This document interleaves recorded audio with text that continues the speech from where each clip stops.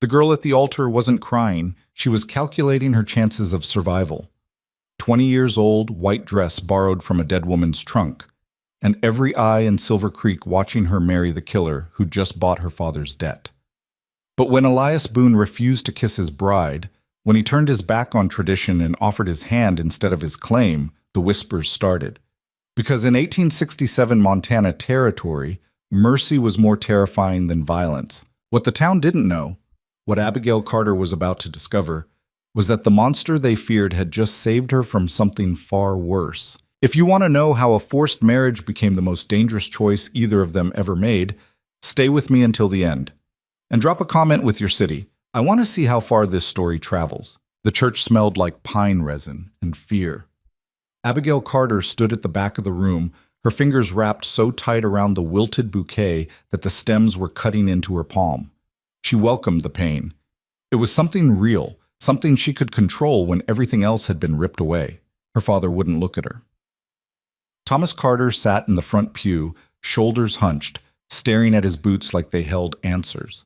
Her mother had stopped crying an hour ago.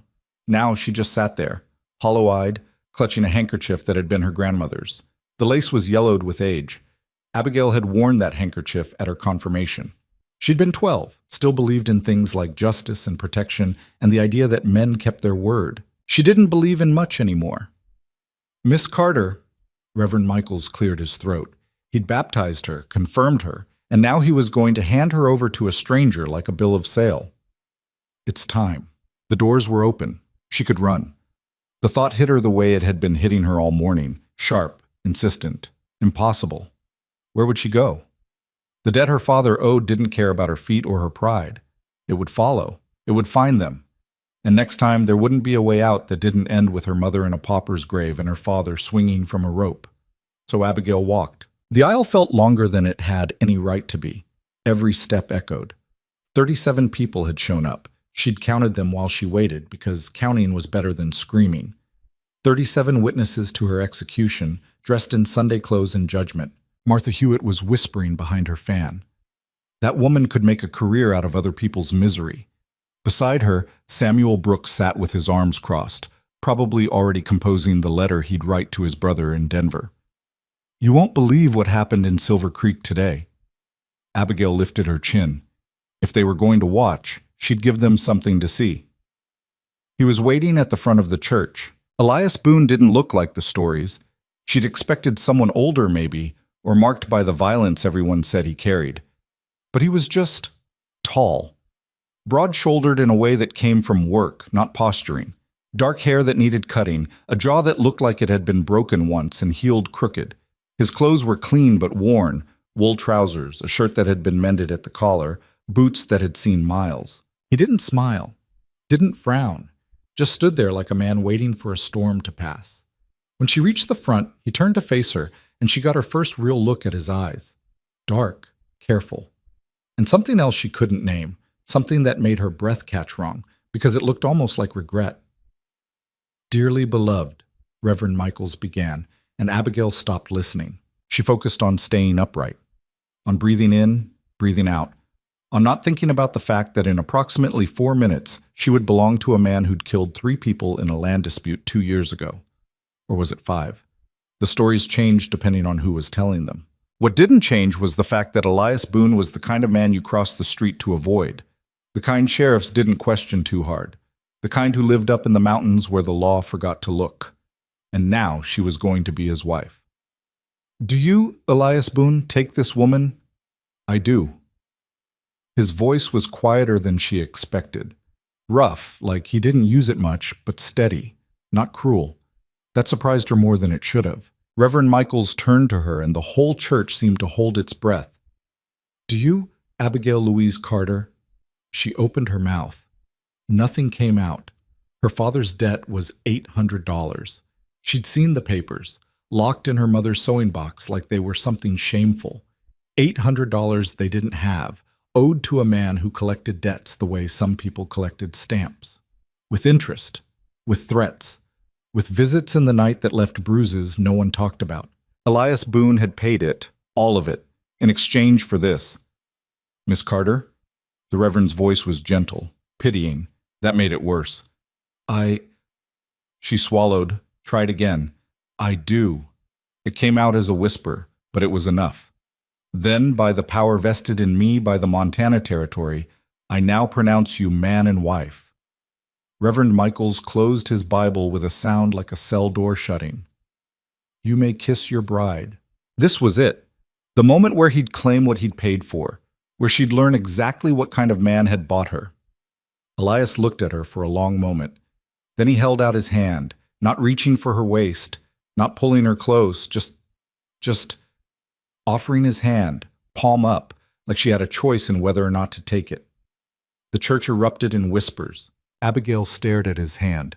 It was scarred, a long white line across the knuckles, another at the base of his thumb. Working hands. Careful hands. She took it. His grip was warm, firm, without being crushing. He turned toward the aisle, still holding her hand, and started walking. Not dragging her, not possessing her, just walking. Like they were two people leaving a church instead of a transaction. Behind them, someone gasped. Martha Hewitt, probably. Always Martha. Abigail didn't look back. Outside, the sun was too bright. It had snowed the night before, one of those late April snows that came out of nowhere and melted by noon, and the street was half mud, half slush. A wagon waited at the edge of the churchyard, packed with supplies and covered with canvas. Elias stopped beside it, released her hand, and gestured to the bench seat. Can you ride? It was the first thing he'd said directly to her. She nodded, not trusting her voice.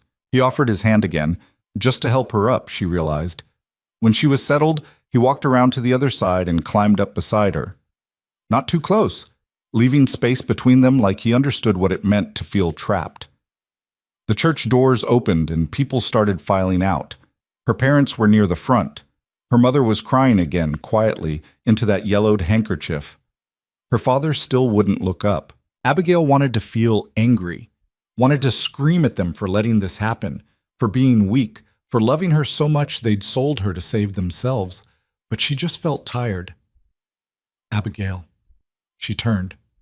Her mother had broken away from the crowd, was hurrying toward the wagon with her skirts clutched in both hands. Mama, don't! But Catherine Carter wasn't listening.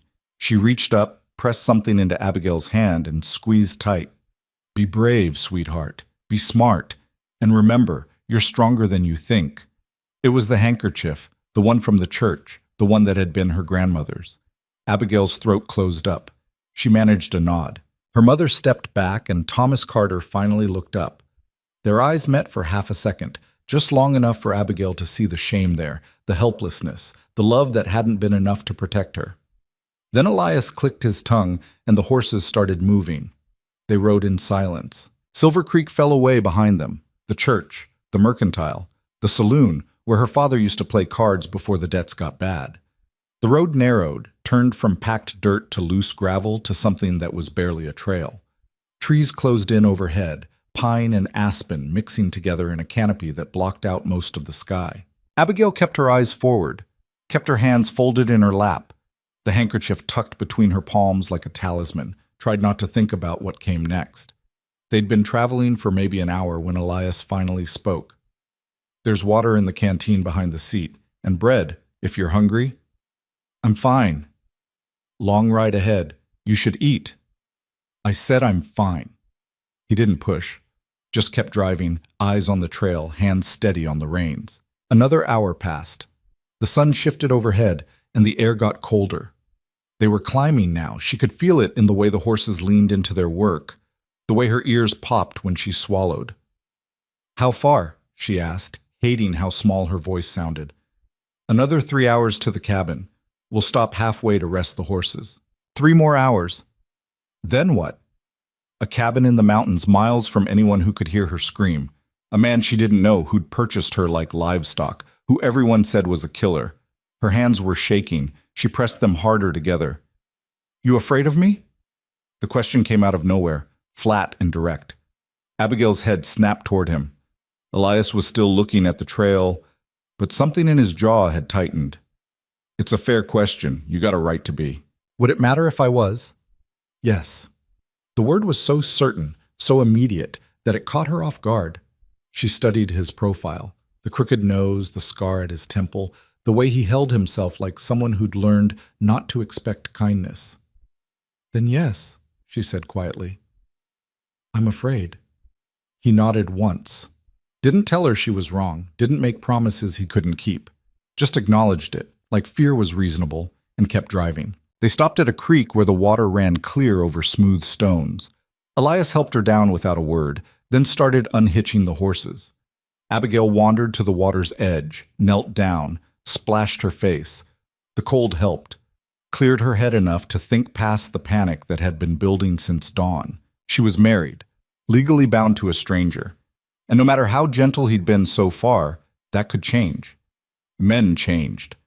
Her father had been gentle once, before the gambling, before the desperation. Kindness wasn't permanent.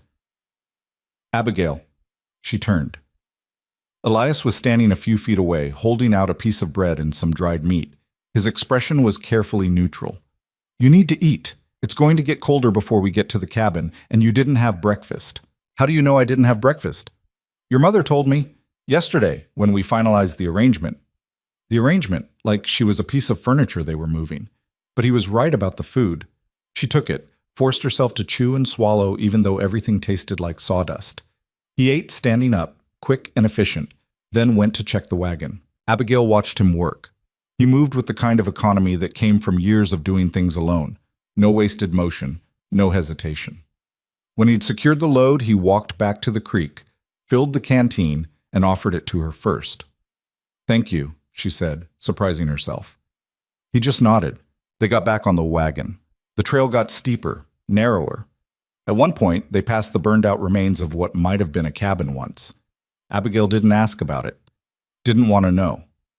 The sun was starting to sink when the trees finally opened up. The cabin sat in a clearing backed up against a rocky slope. It was bigger than she'd expected, solid logs, a stone chimney, windows with actual glass. A small barn stood off to one side, and beyond that, a split-rail fence marked off what looked like a garden plot. Elias pulled the wagon to a stop and set the brake.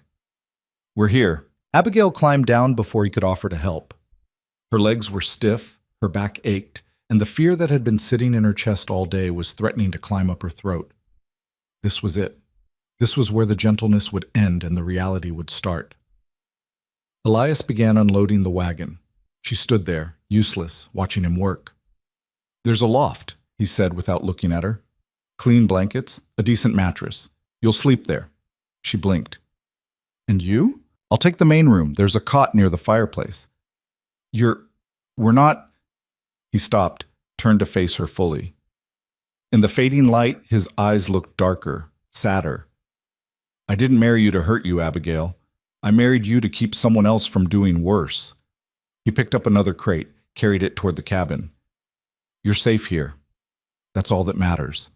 She wanted to believe him, wanted it so badly it hurt, but she'd learned better than to trust a man's word. Inside, the cabin was sparse but clean. A table, 2 chairs, shelves lined with supplies. The fireplace took up most of one wall, and next to it, just like he'd said, was a narrow cot with a folded blanket. The loft was accessible by a ladder. Abigail climbed up, found a bed with a thick quilt, a small trunk, a window that looked out over the clearing. It could have been worse. That was what she told herself as she sat on the edge of the bed and finally let herself shake. It could have been so much worse. Below, she heard Elias moving around, building up the fire, unpacking supplies, normal sounds, domestic sounds. She wrapped her arms around herself and tried to remember how to breathe. An hour later, he called up that there was stew if she wanted it. She didn't want it. Didn't want to go back down there, didn't want to sit across from him and pretend this was normal. But she was hungry, and refusing to eat felt like giving up. So she climbed down. He'd set out 2 bowls, 2 spoons. The stew smelled good. Venison, potatoes, something herbal she couldn't identify. She sat down carefully, kept her eyes on her bowl. They ate in silence. It should have been unbearable, but somehow it wasn't. It was just quiet. The fire crackled. Outside, an owl called. When she finished, Elias took her bowl without asking, washed it along with his own, set them on the shelf to dry. "There's a lock on the loft door," he said, still not looking at her. "On the inside. Use it if it makes you feel better." Abigail stared at him. Why would you give me a lock? Because you're afraid, and you should be able to sleep. He said it like it was obvious, like her comfort mattered more than his pride. She didn't know what to say to that, didn't know how to fit this version of Elias Boone, quiet, considerate, careful, with the stories she'd heard. The killer, the monster, the man everyone feared. Thank you, she managed finally. He just nodded. You should rest. It's been a long day. It had been the longest day of her life, and it wasn't even over yet. She climbed back up to the loft, found the lock right where he'd said it would be. It was new, the metal still bright, the mechanism smooth. He'd installed it recently. Maybe yesterday. Maybe this morning, before he came to town to marry a girl he'd never met. She turned the lock, heard it click into place. Then she sat on the bed, still wearing her wedding dress, and let herself cry.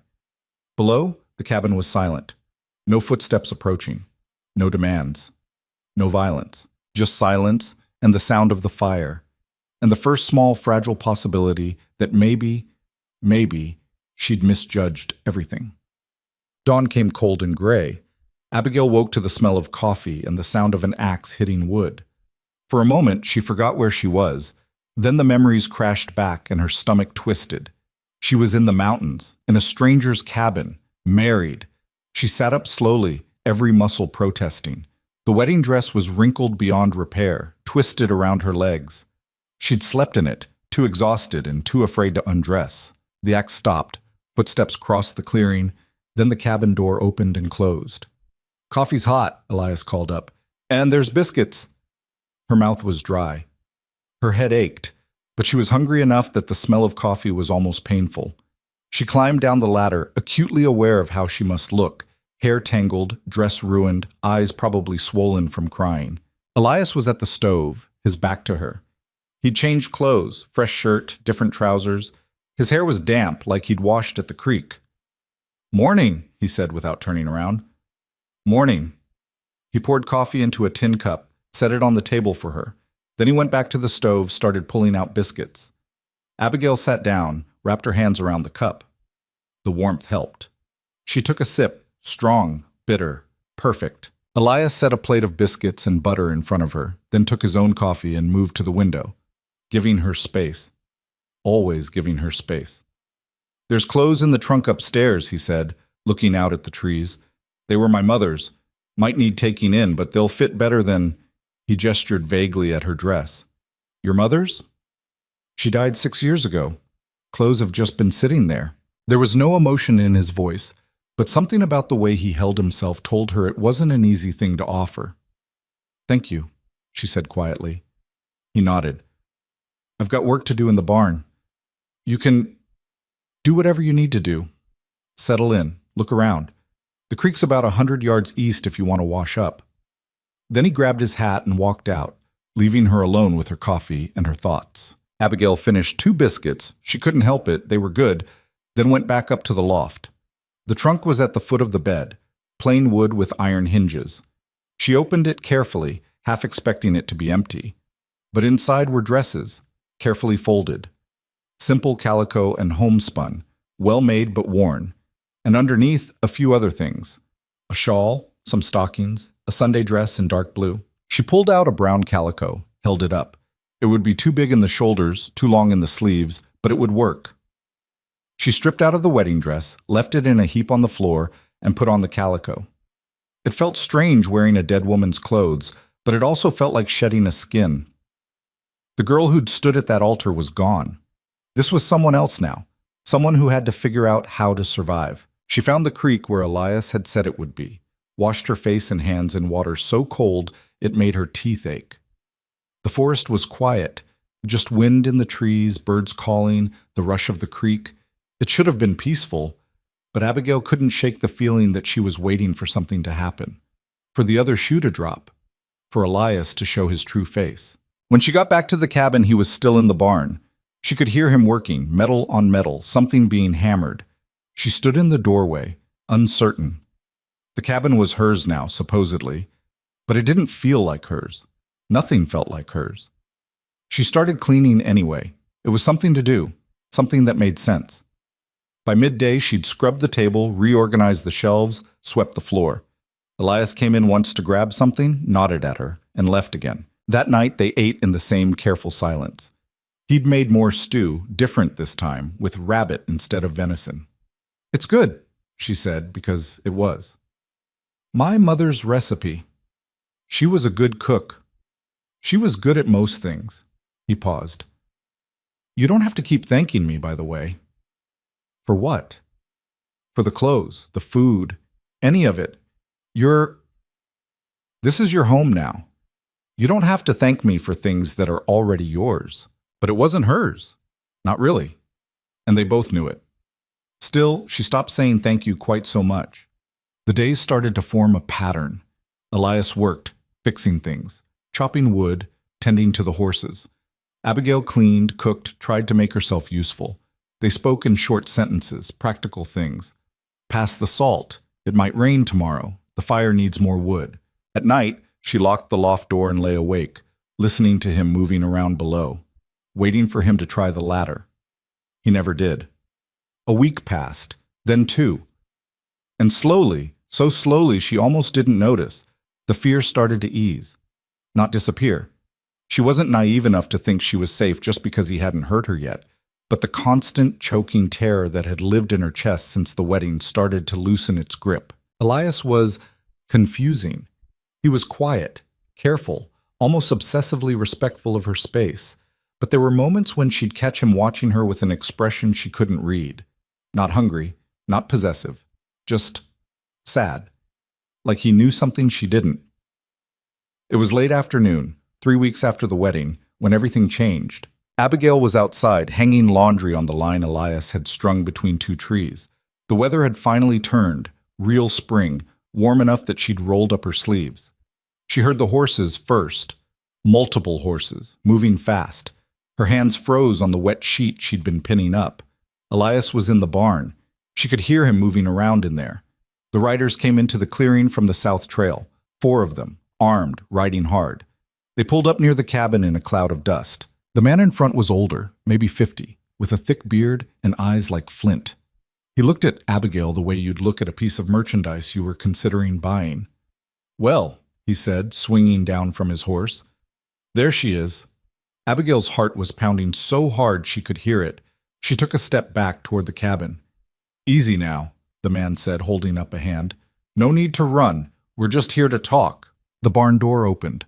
Elias stepped out, and the temperature in the clearing seemed to drop 10 degrees. "Maddox." His voice was flat, dead.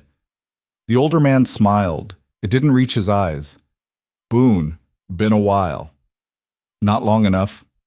"Now, that's no way to greet an old friend." "We're not friends." Maddox's smile widened. "No, I suppose we're not." He looked past Elias, back to Abigail. "But we do have business to discuss, about that pretty thing over there." Elias moved. Not much, just shifted his weight, put himself between Maddox and Abigail. "You have no business with her." "That's where you're wrong." Maddox pulled a folded paper from his coat pocket, waved it in the air. "See? I had an arrangement with Thomas Carter, signed and witnessed. He owed me money, a lot of money, and we agreed on terms. Then you came along and interfered. I paid his debt, it's done. You paid what he owed the bank, not what he owed me." Maddox's voice got harder.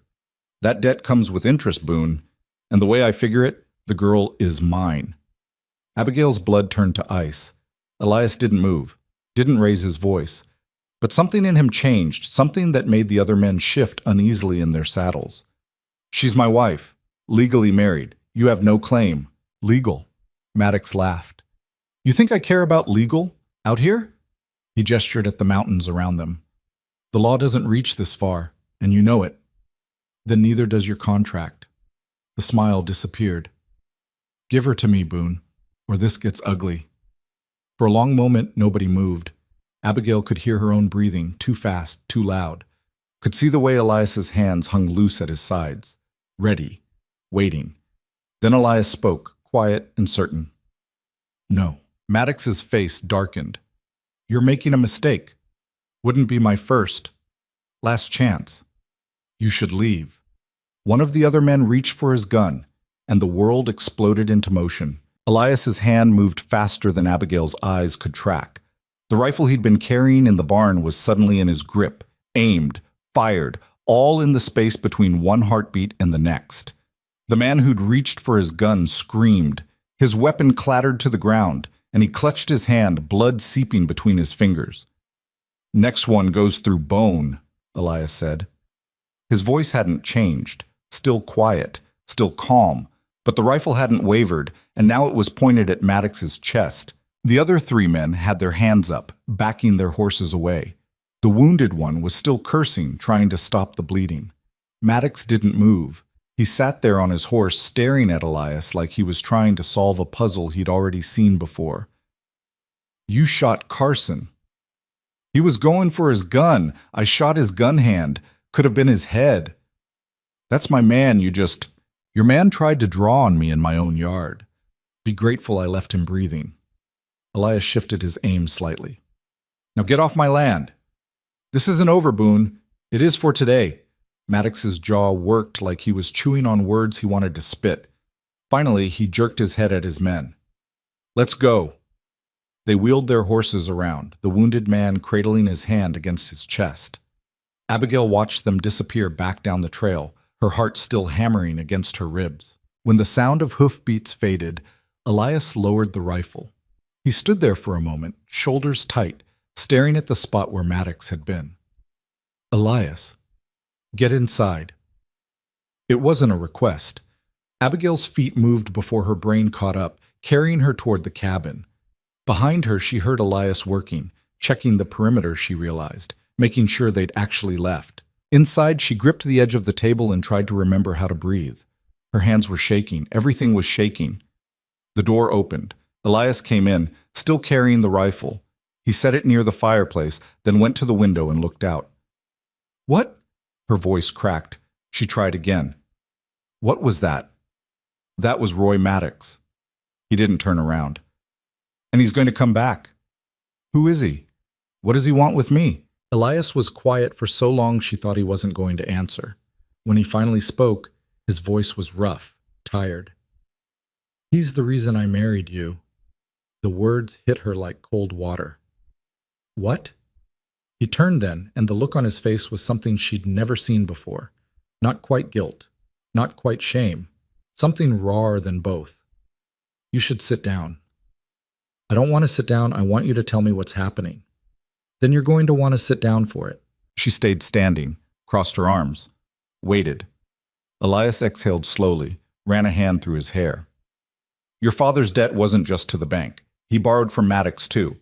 Private loan, illegal interest rates, terms that would have kept him paying for the rest of his life." "That's not—" "It is. I saw the contract. Maddox showed me himself 3 months ago. Thought it was funny." His voice went flat. "The terms said if your father couldn't pay, the debt transferred to you." Abigail's stomach turned over. "That's not legal. You can't transfer debt to—" "Doesn't matter what's legal when nobody's looking. And nobody looks at what Maddox does. He's got the sheriff in his pocket, half the town council taking his money. Your father signed that paper knowing what it meant, and Maddox was counting on it." She wanted to sit down. Her legs felt like water, but she forced herself to stay upright, to keep meeting Elias's eyes. "So you married me to stop him from collecting?" "Yes." "Without asking me, without telling me what I was walking into. If I told you, would you have believed me, or would you have thought I was the threat?" He looked away.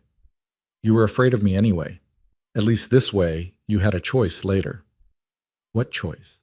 "I married you thinking—" She stopped, took a breath. "You let me think you were a monster. I am a monster, just not the kind you thought." The words hung between them. Outside, the wind picked up, rattling the windows. Abigail sat down. Her legs had finally given up. "Tell me the rest." "There's not much to tell. Maddox wanted you. I wanted to stop him. So I went to your father, offered to clear his bank debt in exchange for marriage. Legal marriage, binding contract, filed with the territorial registry." He leaned against the wall, arms crossed. Thought it would be enough. Thought Maddox would back off once the paperwork was done. But he didn't. No, he didn't. "Why?" The question came out sharper than she meant it. "Why does he care so much? There are other girls. Other debts. Why me? Elias's expression went carefully blank. You really don't know? Know what? He was quiet again, and this time the silence felt different, heavier, like he was weighing something he didn't want to say. Your father worked for Maddox once, 5, 6 years ago, doing his books, handling transactions. Legitimate business, mostly, but enough gray area that your father saw things he wasn't supposed to see. Elias pushed off the wall, started pacing. He tried to leave. Maddox doesn't let people leave. So he made it expensive. Started calling in favors, extending credit at rates your father couldn't refuse. Trapped him. Abigail's throat was tight. And now he wants… what? Revenge? Control. Your father embarrassed him by trying to walk away. Taking you would be a message, to your family, to the town. Nobody leaves Roy Maddox. The room felt too small, too close. Abigail stood up, walked to the window, stared out at the trees. Her reflection looked back at her, pale, hollow-eyed, wearing a dead woman's dress. You could have told me, she said quietly. Before the wedding, you could have explained. Would you have believed me? I don't know. Maybe. Maybe not. She turned to face him, but I deserve the chance to decide. You're right. No argument, no excuses, just acknowledgement. I should have told you. I thought I was protecting you, but I was just making it easier on myself. Something about the honesty in that, the lack of defensiveness, made her anger slip. Not disappear, but shift into something more complicated. What happens now? She asked. He's not going to stop, is he? No. So we wait for him to come back with more men. Not exactly. Elias moved to the fireplace, started building up the fire even though it didn't need it, keeping his hands busy. There's something else you need to know about why Maddox hates me. Abigail waited. I had a brother, Elias said, still not looking at her. Younger, Caleb. He was 17 when Maddox hired him to work a lumber crew up north, promised good pay, safe conditions, standard lies. He added another log, watched the flames catch. Caleb got hurt, bad. Tree fell wrong, crushed his leg. Maddox's foreman refused to get him a doctor, said it would cost too much. By the time they brought him down from the mountain, infection had set in. The cabin was so quiet Abigail could hear the fire breathing. He died 2 days later. In pain, in a boarding house bed, with me holding his hand. Elias's voice didn't change, but his hands had stilled on the poker. Maddox never paid the wages he owed, said Caleb broke contract by getting injured. I went to him, asked for the money to bury my brother. He laughed. Elias, I didn't kill him. He said it flat, like he'd said it before, and expected not to be believed. I wanted to, but I didn't. Instead, I made sure everyone knew what happened. Told the story in every saloon, every trading post, every place I could find ears to listen. Maddox lost contracts, lost reputation, and he's been waiting to return the favor ever since. He finally turned to look at her, and his eyes were empty. That's what you married into. A blood feud you didn't ask for, with a man who doesn't forgive. Abigail stood there, trying to fit all these pieces together. The quiet man who'd given her space and locked doors. The brother who'd died in his arms. The monster everyone feared who'd chosen law over revenge. Why didn't you just kill him? She asked. Back then, when Caleb died. Everyone already thinks you're a killer. Why not make it true? Because Caleb wouldn't have wanted that. Elias set the poker down, gentle despite the shake in his hands. He was good, better than me, and I wasn't going to let Maddox take that too. The silence stretched. Outside, a bird called. The fire crackled. I'm sorry, Abigail said finally, about your brother. Elias nodded, didn't say anything else. She walked to the table, sat down, tried to think. So what do we do? We can't just wait here for him to come back. No, we can't. He moved to the cabinet, pulled out a wooden box she'd never seen before. Inside were papers, deeds, contracts, official-looking documents. He sorted through them, found what he wanted, held it up. This is the marriage certificate, filed in Silver Creek, certified by the Territorial Registry, and this, he pulled out another paper. This is the receipt for your father's debt, paid in full, witnessed, dated before Maddox's contract. What does that prove? That you're legally my wife, that the bank debt was satisfied before Maddox's claim. In court, It would void his contract. You said he owns the sheriff. He owns the sheriff in Silver Creek, not in Helena, not in the territorial courts. Elias spread the papers on the table. If we can get to Helena, file these with a federal judge, Maddox's contract becomes worthless. That's, what, 3 days' ride? 4, the way we'd have to go, through the passes, avoiding main roads. Abigail looked at the papers, then at Elias. You've been planning this. Since before the wedding. He started gathering the documents, careful with the edges. I didn't know if it would come to this. Hoped it wouldn't. But I wasn't going to leave us with no way out.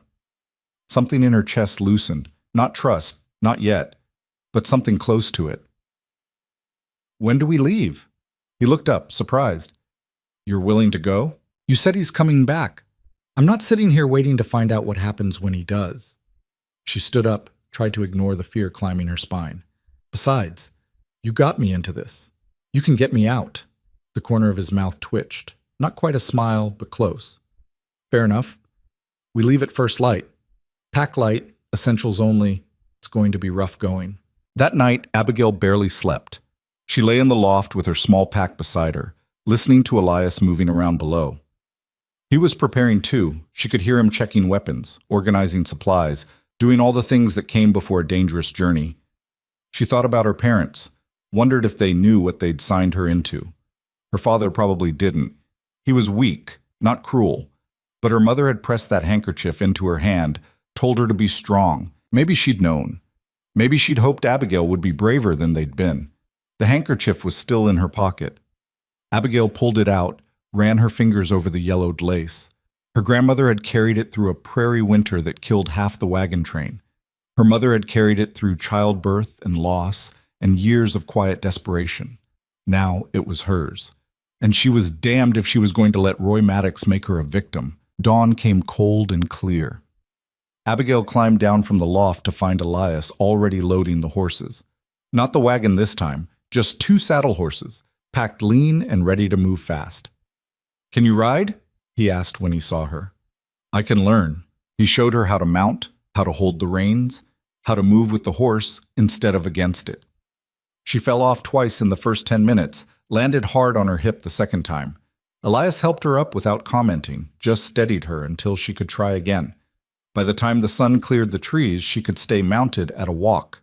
It would have to be enough. They headed north, keeping to game trails and creek beds. Elias led, stopping every half hour to listen, to check their back trail. He moved like someone who expected trouble, and Abigail found herself scanning the trees too, jumping at shadows. Around midday, they stopped to rest the horses. Abigail slid down, her legs screaming. Everything hurt. Her back. Her hips. Muscles she didn't know she had. Elias handed her water, then some dried meat. You're doing good. I fell off twice. You got back on twice. He checked the cinch on his saddle. That's what matters. They ate quickly, in silence. Abigail was too tired to talk, and Elias seemed focused on something she couldn't see, some calculation he was running in his head. How far did we get? She asked finally. Maybe 8 miles. Need to cover 20 before dark. I know, but we don't have a choice. Maddox knows these mountains. If we're still close when he comes looking, he'll find us. They mounted again. Abigail's legs barely cooperated, but she got herself up. The afternoon blurred into endless trees, steep climbs, the constant ache of muscles pushed past their limit. When they finally stopped for the night, Abigail practically fell off her horse. Elias caught her, reflex, nothing more, and steadied her until she found her feet. There's a creek over there, he said, pointing. Get the dust off. I'll set up camp. The water was ice cold and perfect. Abigail scrubbed her face, her hands, tried to work the knots out of her neck. When she got back to camp, Elias had a small fire going and was laying out bedrolls, 2 bedrolls, on opposite sides of the fire. She sat down, too tired to feel awkward about it. Eat, Elias said, handing her more dried meat and some hard biscuit. Then sleep. We leave before dawn. Don't you need to sleep? I will. Just later. He was going to keep watch. She realized it with a jolt. He was planning to stay awake, to make sure nothing crept up on them in the dark. You can't stay awake all night. I've done it before. That doesn't... She stopped, took a breath. Wake me in a few hours. I'll take a turn. He looked at her like she'd suggested something impossible. You don't know what to watch for. Then teach me. For a long moment, he didn't say anything. Then he nodded. All right, I'll wake you at midnight. She tried to stay awake, to prove she could do this, but exhaustion pulled her under before she could fight it. When Elias shook her shoulder, the fire had burned down to embers and the stars were bright overhead. Your turn, he said quietly. If you hear anything, horses, voices, anything that's not forest sounds, wake me. Don't investigate. Don't try to handle it yourself. Just wake me. I understand. He showed her how to feed the fire without making too much light, how to listen past the obvious sounds to the spaces between. Then he lay down on his bedroll and was asleep in seconds. Abigail sat there, wrapped in a blanket, watching the darkness. The forest was alive with sound, wind in the branches, small animals moving through the undergrowth, an owl hunting somewhere overhead. Every noise made her tense, made her hand move toward the rifle Elias had left within reach, but nothing came. The hours passed slow and cold, and when the sky started to lighten, Elias woke on his own. See anything? He asked, voice rough with sleep. No, just trees and darkness, and about 1,000 things that probably weren't threats. He almost smiled. Good. That's what you're supposed to see. They rode through 3 more days of that. Hard riding, cold camps, watches split between them. Abigail's body stopped screaming and settled into a constant, dull ache. She learned to mount without help, to read the trail ahead, to tell the difference between a branch breaking and something heavier moving through brush. Elias talked more as they traveled. Not a lot. He wasn't built for conversation. But small things. How to read the weather. Which plants were safe to eat. Stories about his brother, carefully offered, like gifts he wasn't sure she wanted. She took them, listened, started to understand the shape of the man behind the legend. On the 4th morning, they crested a ridge and saw Helena spread out in the valley below. Wooden buildings, church spires, the territorial courthouse, with its flag snapping in the wind. We made it, Abigail said. She'd started to think they wouldn't. We made it here, Elias corrected. Still have to file the papers and hope the judge is honest. They rode into town just after noon, dusty and tired and drawing stares. Elias ignored them, headed straight for the courthouse. Inside, a clerk looked up from his desk, took in their appearance, trail-worn, armed, clearly not from town, and frowned. Help you? Need to file documents with a federal judge, Elias said. He pulled the papers from his coat, set them on the desk. Marriage certificate and debt satisfaction. Territory of Montana, Silver Creek District. The clerk picked up the papers, squinted at them. This is irregular. These should have been filed locally. They were. We need federal certification. For what purpose? Contract dispute. Elias's voice stayed level. Third party claiming ownership of my wife. The clerk's eyebrows went up. He looked at Abigail, then back at the papers. You'll need to speak with Judge Harlan. He's in session until 3, then he's available for filings. We'll wait. They sat on a bench in the hallway for 2 hours. People came and went. Lawyers, plaintiffs, men in suits who looked important. Abigail watched them, tried not to think about what would happen if the judge said no. At 3:15, a door opened and a man in his 60s stepped out. Gray hair, sharp eyes, a face that had seen enough lies to recognize truth when he heard it. Judge Harlan will see you now, the clerk called. They stood. Elias picked up the papers, and together they walked into the judge's chambers. Harlan sat behind a massive desk, studying them. Mr. Boone, Mrs. Boone, I understand you have a filing that requires my attention. Elias set the papers on the desk. Yes, sir. We need federal certification that this marriage is legal and binding, and that the debt it satisfied takes precedence over any prior claims. The judge picked up the documents, read them slowly. His expression didn't change. Finally, he looked up. This is about Roy Maddox. It wasn't a question. Elias nodded. Yes, sir. And you believe his contract is invalid? I believe this marriage and debt satisfaction occurred before his contract could be enforced, making his claim void. Harlan leaned back in his chair. You know Maddox has friends, powerful friends. I know, but you're not one of them. The judge's mouth twitched. No, I'm not. He picked up a pen, signed the bottom of both documents with a flourish. Marriage certified. Debt satisfaction recognized. As of today, any claim Roy Maddox believes he has on Mrs. Boone is legally worthless. He looked at Abigail. Do you understand what this means, ma'am? It means I'm free, she said. Her voice shook, but the words came out clear. It means you're legally protected. Freedom. He glanced at Elias. That's something you'll have to work out between yourselves. They left the courthouse with certified copies of the documents. Outside, the sun was setting, painting the street gold. Abigail stood there, holding her copy of the marriage certificate, trying to process what had just happened. We should find somewhere to stay tonight, Elias said. Get a hot meal, real beds. And tomorrow? Tomorrow we ride back. Show Maddox these papers. End this. She looked at him, this man who'd bought her to save her, who'd given her locks and space and truth when she needed it. Thank you, she said. For what? For not being what I thought you were. Something shifted in his expression, not quite a smile, but close. Come on, he said. Let's find that meal. They walked down the street together, two people bound by law and circumstance, and something neither of them had a name for yet. Behind them, the courthouse flag snapped in the wind, and somewhere in the mountains, Roy Maddox was waiting. But Maddox found them first. They were 2 days out from Helena, camped in a narrow canyon where a stream cut through granite walls. Elias had chosen the spot carefully, defensible, with clean water and good sightlines. But defensible worked both ways, and when Abigail woke to the sound of horses, she knew they'd been trapped. Don't move, Elias said quietly. He was already awake, already armed, positioned between her and the canyon mouth. Stay behind me. 7 riders came into view.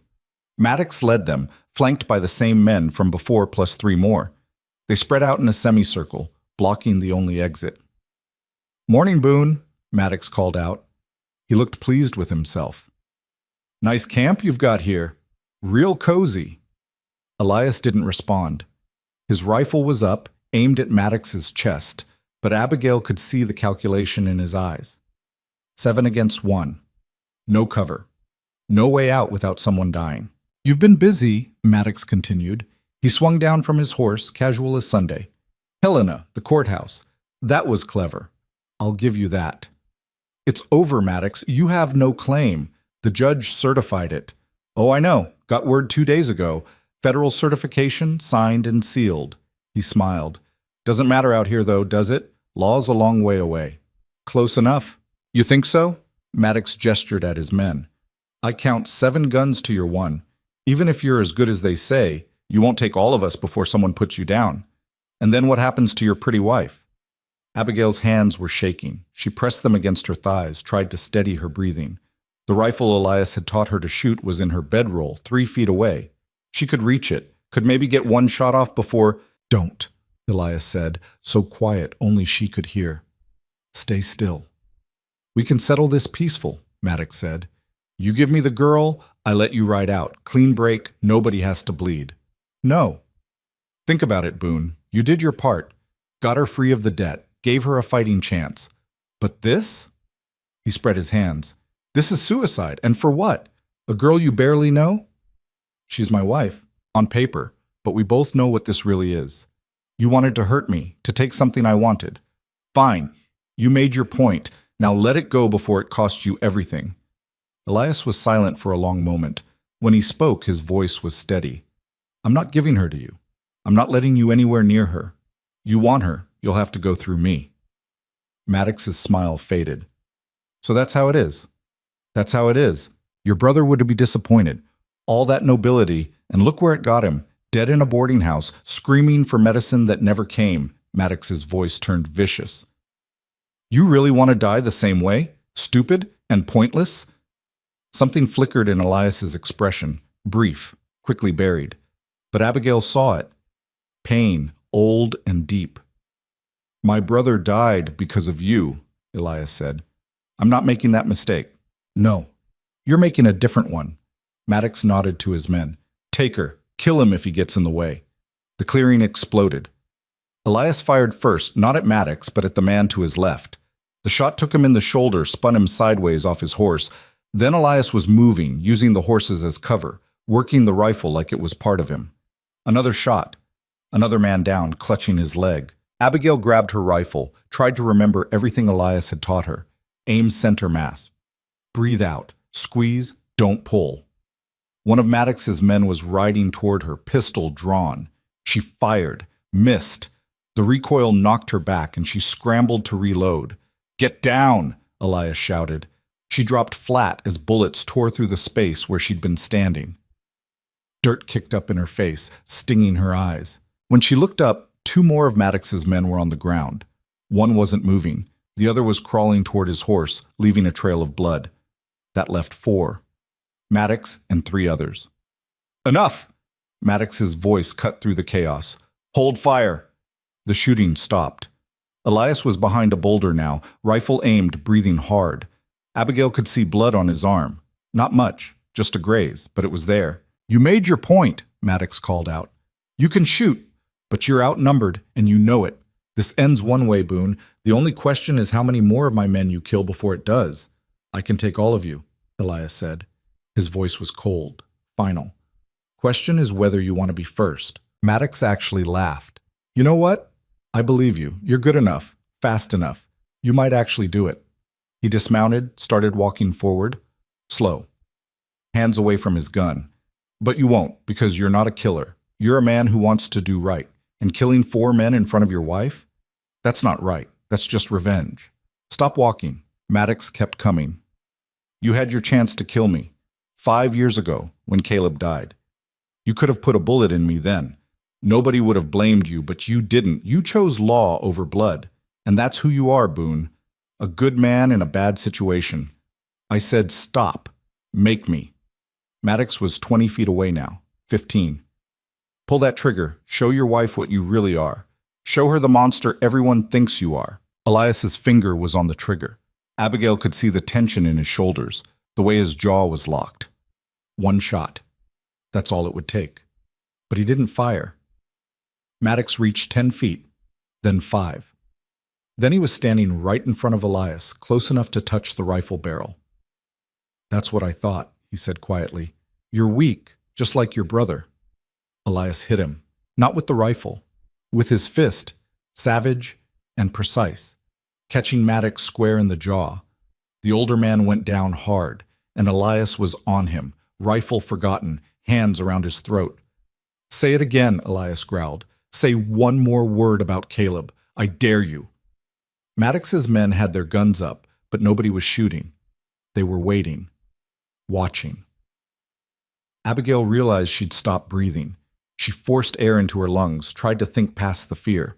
This was it, the moment where everything broke, where Elias became what everyone said he was, and Maddox died, and they all spent the rest of their short lives running. Unless... She stood up. Her legs barely held her, but she made them work, made herself walk forward into the open where everyone could see her. "Stop," she said. Her voice shook, but it carried. "Elias, stop!" He didn't seem to hear her. His hands were still locked around Maddox's throat, and Maddox's face was turning red. "Elias!" Louder this time, sharper. "Let him go!" Something in her voice cut through. Elias's hands loosened, and Maddox sucked in a desperate breath. Abigail walked closer. Maddox's men tracked her with their guns, but nobody fired. They were confused, waiting to see what she'd do. She didn't know herself. She was operating on instinct and terror, and the sudden absolute certainty that if Elias killed Maddox right now, it would destroy him. "Let him up," she said quietly. "Please." Elias looked at her. His eyes were wild, barely human. "He doesn't deserve—" "I know, but you do." She held out her hand. "You deserve better than this. Better than him." For a long moment, nothing moved. Then Elias released Maddox's throat, pushed himself back, stood up. His hands were shaking. Maddox rolled onto his side, coughing. When he could breathe again, he looked up at Abigail with something like surprise. "You just saved my life," he rasped. "No, I saved his." She looked down at him, and for the first time since this whole nightmare started, she felt something other than fear. She felt angry. "You want me? You want to collect on some contract my father signed in desperation? Fine. Here I am." She spread her arms wide, fully exposed. Maddox's men could shoot her right now if they wanted. Elias could pull her back. But she stood there, refusing to flinch. "Take your shot," she continued. "Drag me back to Silver Creek. Parade me through town as your prize. Show everyone what happens when someone tries to leave your orbit." She took a step closer. "But it won't change anything. That contract is void. The judge said so. The law says so. And killing Elias or taking me by force just proves you're exactly what everyone whispers you are. A coward who can't win unless he cheats." Maddox stared at her. Blood was trickling from his split lip, and his throat bore the marks of Elias's hands. "You've got spine," he said finally. "I'll give you that. I've got more than that. I've got federal papers that say I'm not yours. I've got a husband who was willing to die for me. And I've got enough witnesses right here to make sure everyone knows what happened if you try anything." She glanced at his men. "How many of them are willing to hang for kidnapping, Mr. Maddox? Because that's what this becomes the second you lay hands on me. Federal crime, federal noose." The canyon went quiet.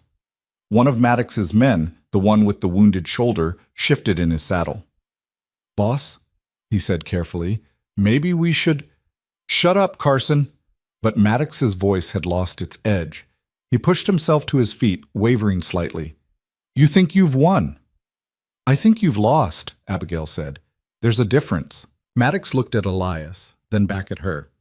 Something calculating moved behind his eyes. "The debt your father owed me. That's separate from the one Boone paid. You understand that? I understand you're trying to find another angle. $800, plus 6 years of interest at 20%. That's—" He paused, doing math in his head.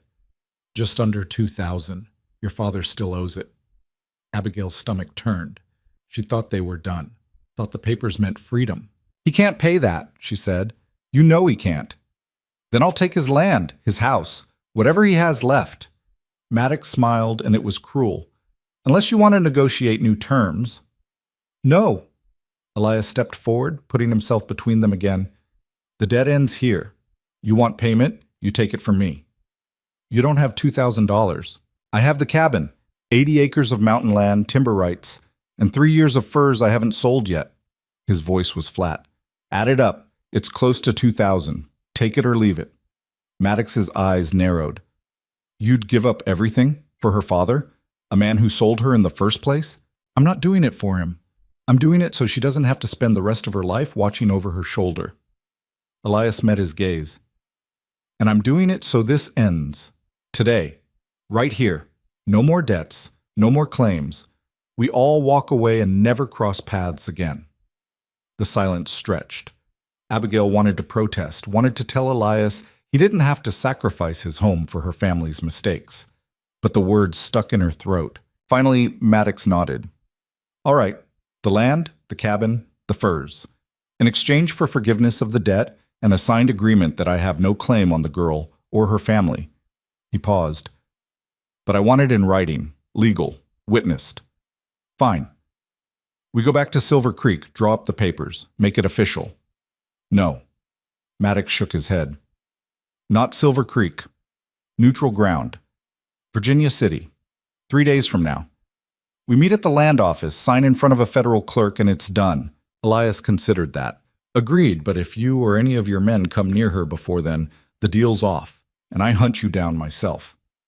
"Fair enough." Maddox turned to his men. "Mount up. We're done here." They gathered their wounded, helped them onto horses. Carson was pale from blood loss, but he'd live. The man Elias had shot in the leg wouldn't be walking right for a while, but he was conscious. As they rode out, Maddox paused at the canyon mouth. "You're a fool, Boone, giving up everything for a girl you barely know." "Maybe, but I'll sleep at night." Maddox snorted, then kicked his horse and disappeared around the bend. When the sound of hoofbeats faded, Abigail finally let herself shake. She sat down hard on a rock, her rifle falling from nerveless fingers. Elias was beside her in seconds. "Are you hurt?" "No, I'm—" She couldn't finish, couldn't find words for what she was feeling. "That was stupid," he said. His voice was rough. "Walking out like that. You could have been killed." "So could you. You were going to kill him." "I know. Would you have, if I hadn't stopped you?" He was quiet for a long time. "I don't know. Maybe. Probably. He sat down beside her, suddenly looking exhausted. I wanted to. I've wanted to for 5 years. But you didn't. Because you were there, because I... He stopped, shook his head. Because some things matter more than revenge. They sat there in silence, listening to the stream, the wind in the canyon. Abigail's hands were still shaking. You're giving up your home, she said finally, for my father's debt. It's just land. It's everything you have. No. He looked at her then, really looked at her. Everything I have is sitting right here. The land's just where I used to keep it. The words hit her like a physical blow. She opened her mouth, closed it, tried again. Elias, we should pack up. Long ride to Virginia City. He stood, started gathering their supplies with the same efficient movements she'd come to recognize, avoiding the conversation, protecting himself. But something had shifted. Some wall between them had cracked, and Abigail could see through to the other side. She helped him pack in silence, and when they mounted up, she didn't complain about her aching legs or the long miles ahead. She just rode beside him, this man who'd given up everything twice over to keep her safe, and tried to figure out what came next. Virginia City was bigger than Silver Creek, dirtier than Helena. Gold Rush money had built it fast and careless, and now it was slowly rotting from the inside out. But it had a federal land office, and that's all they needed. They arrived a day early, took a room at a boarding house that had seen better decades. 2 beds, a washstand, a window that didn't quite close. Elias paid for 3 nights and carried their packs upstairs. You should rest, he said, setting her pack on the bed nearest the window. I'm going to check the land office, make sure everything's in order. I'll come with you. You don't need to. I'm coming. She said it flat, no room for argument. This is my fight too. He looked like he wanted to protest, then nodded. All right. The land office clerk was a thin man with ink-stained fingers and the permanent squint of someone who'd read too many bad contracts. He looked up when they entered, adjusted his spectacles. Help you? Property transfer, Elias said. Meeting here day after tomorrow to finalize. Just want to make sure the paperwork's ready. The clerk consulted a ledger. Name? Elias Boone. Transfer to Roy Maddox. The clerk's eyebrows went up. That Maddox? Is there another? No, sir. Just surprised. He flipped through more pages. Everything's in order. Both parties need to be present, along with witnesses. You'll sign, he'll sign, I'll notarize, and it's done. Good. May I ask? The clerk hesitated. This is 80 acres of prime timberland, mountain water rights. You're aware of the value? I'm aware. And you're selling to Maddox for $2,000. That's significantly below market. It's a debt settlement, not a sale. The clerk's expression shifted. Understanding, maybe, or pity. I see. Well, the paperwork will be ready. They left. Outside, the sun was setting, painting the muddy street gold. You could back out, Abigail said. We could run, go to California or Oregon, somewhere he can't find us.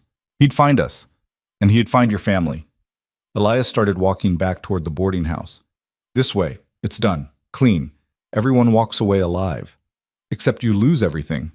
I told you, I'm not losing anything that matters. She grabbed his arm, forced him to stop. Don't do that. Don't pretend this doesn't hurt. What do you want me to say, Abigail? That I'm angry? That I hate giving up land my family's held for 3 generations? That every time I think about Maddox owning it, I want to... He stopped, took a breath. Of course it hurts. But the alternative hurts worse. So I'm making my choice. It shouldn't be your choice to make alone. It's my debt now. I took it on when I married you.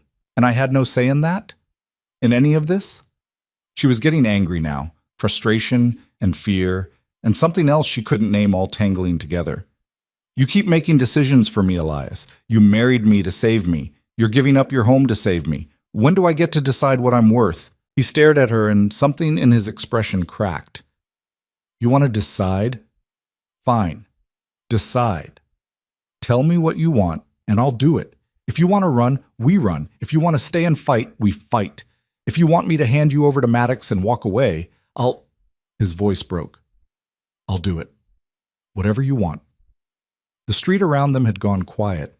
A few people were watching, but Abigail didn't care. I want you to stop treating me like I'm something that needs saving, she said. Her voice was shaking, but she forced the words out. I want you to see me as a person who can stand beside you, not behind you. And I want... She stopped, swallowed. I want to choose to stay. Not because I'm trapped or obligated or afraid, but because I choose you. Is that allowed? Or have you already decided that too? Elias looked like he'd been hit. He opened his mouth, closed it, tried again. I never meant... He stopped, started over. You were always allowed to choose. That's why I gave you the lock. Why I kept my distance. I thought if you had space, you could figure out what you wanted without me pushing. And what if what I want is for you to stop keeping your distance? The question hung between them. Around them, Virginia City kept moving. Miners heading to saloons, women hanging laundry, the constant noise of a town that never quite slept. But in the space between Elias and Abigail, everything was still. You don't know what you're saying, he said finally. You don't know me. Not really. I know you gave up everything to keep me safe. I know you taught me to shoot, to ride, to read a trail. I know you had every right to claim me as your wife, and you never once tried. I know. Her voice caught. I know you're the first man who ever treated me like I mattered more than what I could do for him. Abigail, I'm choosing to stay, she said. After this is done, after the papers are signed and Maddox is gone, I'm choosing you. I need you to know that. He looked at her for a long moment. Then, very carefully, he reached out and took her hand. His palm was calloused, warm, and his grip was gentle. Okay, he said quietly. Okay. They walked back to the boarding house hand in hand, and when they reached their room, Elias didn't take the floor. He took the other bed, close enough that Abigail could hear him breathing in the dark. It wasn't much, but it was a start. 2 days later, Roy Maddox walked into the land office with 3 of his men and a lawyer who looked like he'd been pickled in whiskey. Elias and Abigail were already there, along with the clerk and 2 witnesses the clerk had rounded up, a shopkeeper and a mining foreman who had nothing better to do. Maddox looked almost pleasant, probably because he was about to get exactly what he wanted. Boone, Mrs. Boone. He nodded to each of them. Shall we get this done? The paperwork took an hour. Every clause had to be read, every term confirmed. The land, the cabin, the timber rights, the furs, all transferred to Roy Maddox in exchange for forgiveness of debt and a permanent release of all claims on Abigail Carter Boone and her family. When it was done, the clerk pushed the final document across the desk. Sign here, Mr. Boone. Elias picked up the pen. His hand was steady. He signed. Maddox signed next, his signature a flourish of victory. The clerk notarized both copies, handed one to Elias and one to Maddox. It's official, the clerk said. The property now belongs to Mr. Maddox and all debts are satisfied. Maddox folded his copy, tucked it into his coat. Pleasure doing business with you, Boone. He turned to leave, then paused. You know, I almost respect you, almost, but you're still a fool. Maybe, Elias said, but I'm a fool who can sleep at night. Maddox snorted and walked out, his men following. When they were gone, Abigail let out a breath she didn't know she'd been holding. It's over. It's over, Elias agreed. He was staring at the copy of the deed in his hands, his family's land signed away to the man he hated most. I'm sorry, she said quietly. Don't be. I made my choice. He folded the paper, put it in his pocket. Come on, let's get out of here. They walked out of the land office into afternoon sun. Virginia City sprawled around them, loud and alive and indifferent to what they'd just lost. What now? Abigail asked. Elias was quiet for a long moment. Then he smiled, small but real. Now we figure out what comes next, together. And for the first time since she'd stood at that altar in Silver Creek, Abigail felt something like hope. They didn't go back to the cabin. There was no cabin to go back to. Instead, they rode west out of Virginia City with everything they owned packed on 2 horses. Elias had maybe $300 left after supplies, enough to get them through a few months if they were careful. Not enough to start over, not really, but it was what they had. Where are we going? Abigail asked on the second day. They were following a creek through pine forest, no clear destination in sight. There's a settlement about 40 miles from here. Timber operation, needs workers. Thought I'd see if they're hiring. You've done timber work before? Some. Enough to not get myself killed. He glanced at her. It's hard work, dangerous, but it pays. She nodded, didn't complain. They were past the point where complaints mattered. That night they camped under stars so thick they looked like spilled salt. Elias built the fire while Abigail unpacked their supplies. They'd fallen into a rhythm over the past weeks, small domestic patterns that felt almost normal. I've been thinking, she said as they ate, about what happens after. After what? After you get work at the timber camp. After we settle somewhere. She poked at the fire with a stick. We're still married, legally, but we never talked about what that means. Elias set down his plate. What do you want it to mean? I don't know. That's the problem. She looked at him across the flames. 3 months ago, I didn't know you existed. Now you're my husband, and I'm choosing to stay, but I don't know what I'm choosing. Does that make sense? Yes. So help me understand. What do you want? From this? From us? He was quiet for so long she thought he wasn't going to answer. When he finally spoke, his voice was careful, measured. I want you to feel safe. That's first. I want you to have choices, real ones, not just the least bad option. He paused. And I'd like to build something with you, if that's what you want too. Build what? A life. A real one. Not running from Maddox, not hiding in the mountains, just normal. Work, home. Maybe someday. He stopped himself. Maybe someday what? Nothing. It's too soon to talk about. But Abigail could fill in the blank. A family, children, the future neither of them had let themselves imagine. It's not too soon, she said quietly. Not if we're both thinking it. His eyes met hers across the fire. Are you? Thinking it? I don't know. Maybe. I'm still figuring out how to be married to you without being terrified. She tried to smile, but it came out shaky. Give me time? Take all the time you need. They finished eating in silence, washed the plates in the creek. When they settled into their bedrolls, Elias lay down close enough that she could reach out and touch him if she wanted. She didn't, not yet. But she was thinking about it. The timber camp was exactly as brutal as Elias had described. 50 men living in rough barracks, working 12-hour days cutting trees that had stood for centuries. The pay was decent, the conditions weren't, and the foreman didn't ask questions. Elias got hired on the spot. Abigail got work in the camp kitchen, cooking for men who ate like they were trying to fill a hole in the world. They were given a small cabin at the edge of camp. 1 room, a stove, a bed that sagged in the middle. It was smaller than the loft she'd slept in back at Elias's cabin. Their cabin. The one that belonged to Maddox now. She tried not to think about it. The work was hard. Abigail's hands blistered from stirring pots. Her feet ached from standing all day. And the cook she worked under, a woman named Ruth who'd been doing this for 20 years, had no patience for mistakes. Stir it faster or it'll burn, Ruth snapped on the 3rd day. And don't add salt until I tell you. These men complain about everything. Abigail stirred faster, tried not to think about how much her back hurt, how her dress was soaked with sweat despite the cold. Elias came in at sunset, covered in sawdust and exhausted. He'd washed at the creek. She could smell the cold water on him, but there was a new cut above his eye and his hands were raw. You're hurt, she said. It's nothing. Log shifted wrong. He sat down heavily on the 1 chair they had. How was your day? Ruth hates me. Ruth hates everyone. Don't take it personal. She called me useless. You're not useless. He said it flat, like it was fact. You're learning. That's different. Abigail wanted to believe him, wanted to think she was getting better instead of just surviving.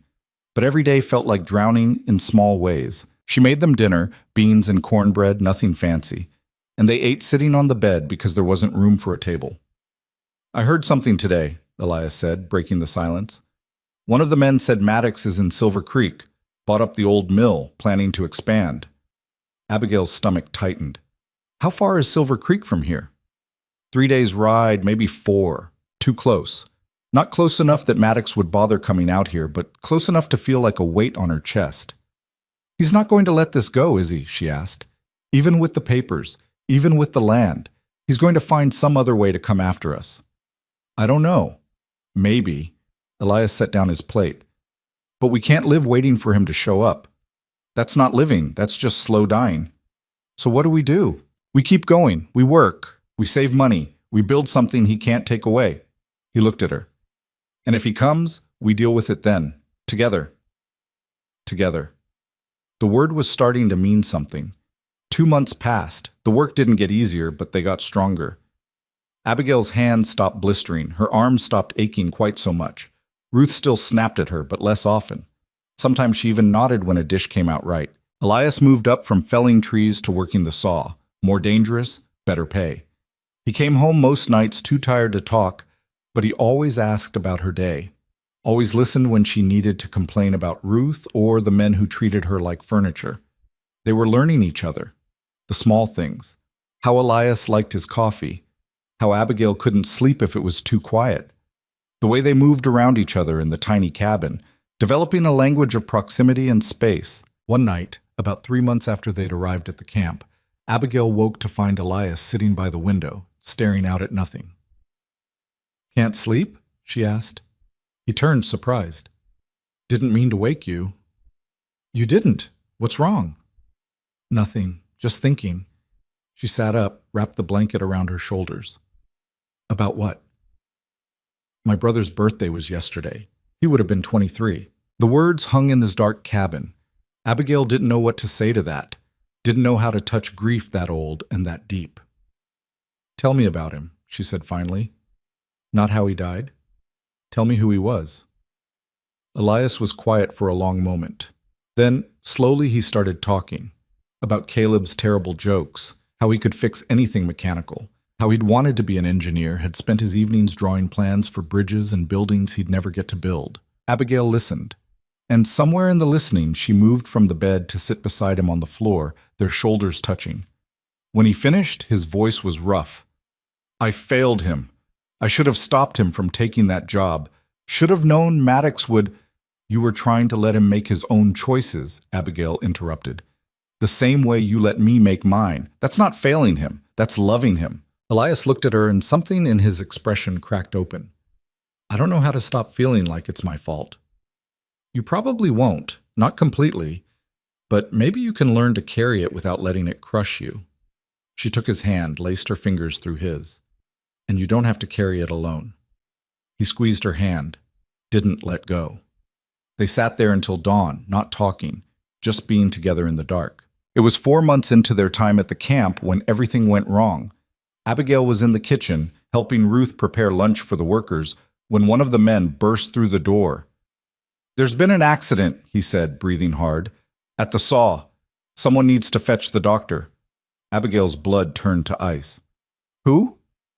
"3 men. Don't know their names. Saw blade caught. Through shrapnel." She was running before he finished. Out of the kitchen, across the camp yard, toward the saw station. Other workers were already there, crowded around something she couldn't see. She pushed through. "Let me through. My husband—" Then she saw him. Elias was on the ground, conscious but pale. His left arm was wrapped in someone's shirt, blood soaking through. Another man, Carson, one of the other Sawyers, was worse. Unconscious, his leg twisted wrong. "What happened?" she demanded, dropping to her knees beside Elias. "Blade seized up," Elias said through gritted teeth. "Piece broke off. Caught Carson in the leg, me in the arm. I'm fine. Check on him." "You're not fine. You're bleeding." "Abigail, check on Carson." She wanted to argue, wanted to scream at him for being stubborn. But Carson was barely breathing, and someone needed to do something. She moved to the other man, pressed her hand to his leg where the blood was pumping out. "Someone get the doctor, now!" One of the men took off running. The next 20 minutes were chaos. The doctor arrived, an old man with shaking hands who'd probably been drinking but was the best they had. He worked on Carson first. The injury was worse, the blood loss critical. Abigail held pressure while the doctor stitched, tried not to look at how much blood there was. Carson survived. Barely. They carried him to the infirmary, and the doctor turned to Elias. "Your turn." Elias's arm was a mess. The metal had torn through muscle, might have nicked bone. The doctor cleaned it, stitched it, wrapped it tight. "No sawing for at least 6 weeks," he said. Maybe longer. You tear those stitches, you'll lose the arm. Elias nodded. His face was gray. They walked back to the cabin in silence. Inside, Abigail helped him lie down, then sat beside the bed and let herself shake. I thought... Her voice broke. When I saw all that blood, I thought... I know. He reached for her hand with his good arm. But I'm all right. Just a few stitches. It's not just a few stitches. You could have died. But I didn't. This time. She looked at him, and all the fear she'd been holding back came spilling out. What about next time? What about when the saw catches again, or a tree falls wrong, or... Abigail, stop. I can't. I can't keep watching you go out there every day, knowing you might not come back. I can't... She was crying now, and she hated it, hated feeling weak. I already lost everything once. I can't lose you too. He pulled her down beside him, wrapped his good arm around her. You're not going to lose me. You can't promise that. No. But I can promise I'll be careful. And I can promise that if something happens, it won't be because I gave up or stopped trying. He pressed his face into her hair. I'm not going anywhere, Abigail. Not if I can help it. She clung to him, let herself cry into his chest. He held her through it, steady despite his injury. And when she finally stopped shaking, he was still there. I love you, she said. The words came out raw, unplanned. I didn't mean to. I tried not to. But I do. He went very still. Abigail, you don't have to say it back. I just needed you to know. I've loved you since the day you walked out in that canyon and told Maddox to take his best shot, he said quietly. I just didn't think I had the right to say it. She looked up at him, vision still blurred with tears. Why not? Because I bought you, legally, maybe with good intentions, but I still took away your choice. And loving you felt like another way of claiming something that wasn't mine to take. You gave me every choice you could. The lock on the door, the space, the time to figure out what I wanted. She touched his face, careful of the bruise forming near his eye. I'm choosing this. Choosing you. And I need you to believe that. I'm trying. Try harder. He almost smiled. Then he kissed her, careful and gentle and full of all the things they'd been too afraid to say. When they pulled apart, Abigail rested her forehead against his. We need to leave here. What? The camp. This work. It's going to kill you or Carson or someone else. We need to find something else. We don't have enough money saved to. Then we figure it out. We take what we have and we go somewhere safer, somewhere we can actually build something instead of just surviving. Elias was quiet, thinking. There's a town about a week's ride south, smaller than Silver Creek, bigger than a camp. I heard they need a blacksmith, and you could maybe open a bakery if we scrape together enough for an oven. You know how to smith? My father taught me, before he died. I'm not expert, but I know enough. Abigail considered it. A town. A shop. Something permanent. Something theirs. Let's do it, she said. As soon as you can ride. That could be weeks. Then we wait weeks. But we're leaving. She settled against him, careful of his injured arm. We're done with this place. 6 weeks later, they packed up their few belongings and left the timber camp behind. Elias's arm had healed enough to ride, though it still pained him. Carson had lost the leg. The doctor had taken it above the knee. But he'd lived. The town was called Ashford, and it was everything the camp wasn't. Clean streets, actual buildings, a church and a school, and 3 saloons that stayed civil. The blacksmith had died 2 months earlier, and his widow was desperate to sell the shop. Elias and Abigail stood in the empty forge, looking at the cold hearth and the tools gathering dust. It needs work, the widow said apologetically. Ben let it go toward the end, but the bones are good, and the house in back is solid. The house was small, 2 rooms, a loft, a kitchen area, but it was theirs. They could afford it if they used everything they'd saved and took out a small loan from the bank. We'll take it, Elias said. The widow looked relieved. You won't regret it. This town needs a smith. They moved in 2 days later, spent a week cleaning, repairing, getting the forge working again. Elias's arm wasn't fully healed, but he pushed through the pain, and slowly the shop started coming back to life. Abigail took work at the general store while they saved for a bakery. The owner, a woman named Margaret, was fair and paid decent wages. It wasn't glamorous, but it was honest. At night, they'd come home to their small house, cook together, talk about the day. And sometimes, when the work was done and the dishes were washed, they'd just sit together on the porch and watch the street settle into quiet. It was almost peaceful, almost normal. And then 3 months after they'd arrived in Ashford, Roy Maddox rode into town with a dozen armed men and a warrant for Elias's arrest. Abigail was at the store when it happened. She saw the riders come in, saw the way people scattered, and her stomach dropped. She ran.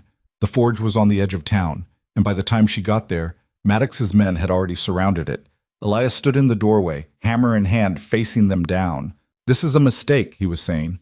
His voice was level, but Abigail could see the tension in his shoulders. "I haven't broken any laws." "Murder warrant says different."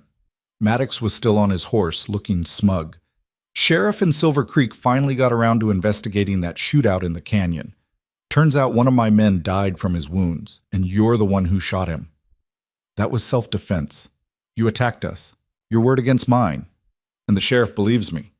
Maddox gestured to one of his men, who held up an official-looking paper. "So you're coming back to Silver Creek, one way or another." Abigail pushed through the crowd that was forming. "This is illegal. He defended us from an attack. You can't—" "Stay out of this, girl." Maddox didn't even look at her. "This is between me and your husband. Like hell it is." She moved to stand beside Elias. "You're using the law to settle a personal grudge. Everyone here knows it. What I'm doing is bringing in a murderer." Maddox finally looked at her, and his expression was cold. "You want to stop me? Get a lawyer. File a complaint. Do it through proper channels. Until then, he's under arrest." One of the men moved forward with shackles. Elias didn't resist, just set down the hammer and held out his wrists. "No," Abigail said. "No, you can't." "It's all right," Elias said quietly. "Let them take me. Don't fight." "I'm not letting them." "Abigail." He looked at her and his eyes were calm, resigned. "Trust me. Let them take me. Then go to the sheriff here, explain what happened. Get help. They'll hang you before I can—" "They won't. Maddox wants a trial. He wants everyone to see." Elias's voice dropped. "He wants me broken, not just dead. That gives you time." The man with the shackles snapped them on. Elias didn't flinch. Maddox smiled. "Smart choice, Boone. Your wife should take notes." They led Elias to a horse, tied his hands to the saddle. The whole town was watching now, silent and useless.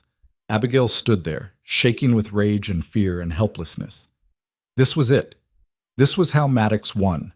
Not by taking her, but by destroying the man who'd protected her. As they rode out, Elias looked back once, met her eyes.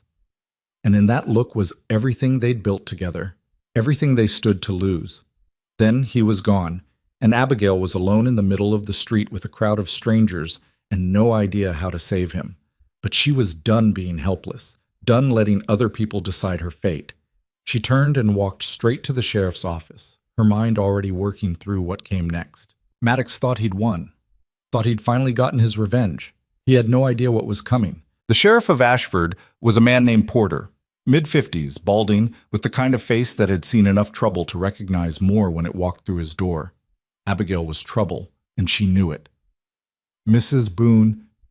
He stood when she entered, gestured to a chair. "I saw what happened. I'm sorry." "Sorry doesn't get my husband back." She stayed standing. "That warrant is false. Maddox is using it to settle a grudge." "Maybe so, but it's got the Silver Creek Sheriff's signature on it. That makes it legal, whether I like it or not." "Then go to Silver Creek. Investigate. Talk to witnesses." "I have no jurisdiction there, ma'am. And even if I did—" He paused, choosing his words carefully. "Roy Maddox owns that town. The sheriff, the judge, half the council. Your husband won't get a fair trial.